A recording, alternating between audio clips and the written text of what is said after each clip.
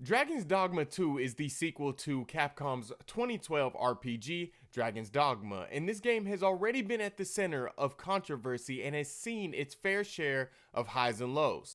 In my opinion, this game offers a fun experience but does have some features holding it back. In addition, I'm not sure that everyone will like how Dragon's Dogma 2 handles itself as an RPG, and with the latest inclusion of microtransactions, Capcom almost had a slam dunk here. Alright, first impressions time. In Dragon's Dogma 2, you play as the Arisen and command a team of NPCs known as pawns. These pawns are essential to your success in the game, but more on that later. Story-wise, the game starts slowly, with the main plot struggling to get the wheels turning, but as you progress through the main quest, it does get interesting and better characters are introduced. Besides the main quest, side quests start to pop up, and I mean literally pop up. Dragon's Dogma doesn't necessarily go the traditional way of getting side quests. Usually you can walk up to an NPC and trigger an interaction, which leads to a quest, but in Dragon's Dogma 2, NPCs will stop you out of nowhere and tell you their problems and initiate a quest. This might be something that players will have to get used to, but I like it because I rack up loads of things to do in just a few minutes.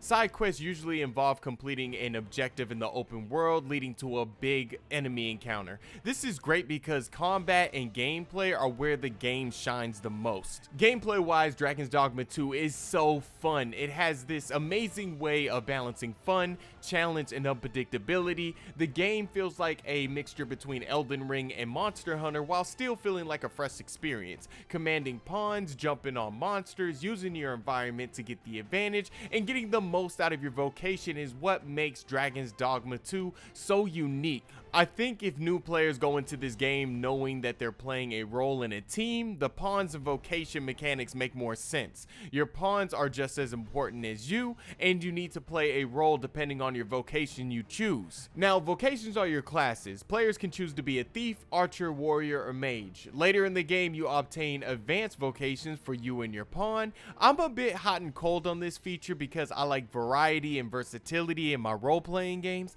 I like to have a mixture of playstyles, like having a stealthy archer that can use dual daggers, but in Dragon's Dogma, you can only choose one way to play. However, players can freely change their vocation at the vocation guild, so if you don't care about having to re-level your vocation rank, then you have that option. One thing that doesn't make any sense in the game is that it doesn't allow players to have multiple saves, and you can't restart your character without manually deleting your whole save. This is a weird decision by Capcom, especially in a game that has loads of replay value. However, at the time of writing this script, Capcom has put out a list of updates coming soon, and they are working on implementing a start new game feature. This is good to hear, but to not have a wildly common feature at launch is just ridiculous, especially with all the different ways to play this game. Dragon's Dogma 2 has some performance issues on PC, however, I'm playing my copy on PlayStation 5, so the stability issues are not as bad.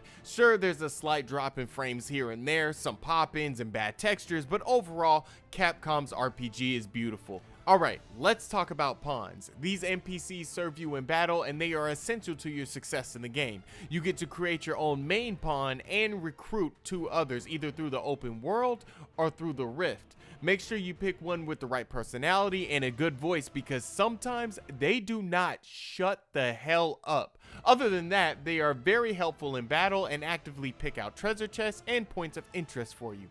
They are definitely an upgrade from the first game. Now let's talk about the bad. Dragon's Dogma 2 has some mechanics that would be good features if Capcom didn't seamlessly tie them to petty microtransactions. Many of the mechanics tied to microtransactions mainly involve the game's survival elements such as camping, travel, and resurrections. Players can use real money to buy camping kits, fairy stones which are used to fast travel, and wake stones which are used to revive the dead. Another silly thing that players can buy is the Rift Crystals, which will allow you to edit your character once you buy the Book of Metamorphosis. Here's the problem. Having these types of microtransactions in a single player $70 experience is a practice that has gone far too long in the industry. Of course, you don't have to buy these items with real money, and you can go find them in the open world, but developers have to make these purchases appealing. Why do you think it's so hard to find camping kits or wake stones in the game? Why do you think fast travel is so limited in the game? It's because Capcom want players to pay for the convenience of having those items whenever they need them. I mean, it's ridiculously expensive to change your character's appearance in this game, and it's by design. This really needs to stop in the industry, or more games are going to be subjected to this petty and egregious practice. Overall, I really like Dragon's Dogma 2, and I can see why the initial reviews for it were so good. The game doesn't thoroughly explain some of its complicated systems, and it does things differently from traditional RPGs, but it's a fun experience once you get over the initial hump. However, no save files, some optimization issues, and some awful microtransaction practices keep this game from being perfect in 2024. But I will say you should buy it and sink your teeth into this massive open world RPG with a lot to offer. If not now, it's still a game you should play at some point this year. My name is Curtis with the Seoul Dojo Gaming Channel. You can follow me on X at Cali from the Dojo, and make sure you guys jump into our Discord where we're talking about a whole bunch of video game stuff. And make sure you guys subscribe to the Seoul Dojo Gaming Channel because we are well on our way to 1,000 subscribers. You guys have been great. Make sure you guys get in the comments, like the video, and I'll check you guys later. All right, peace.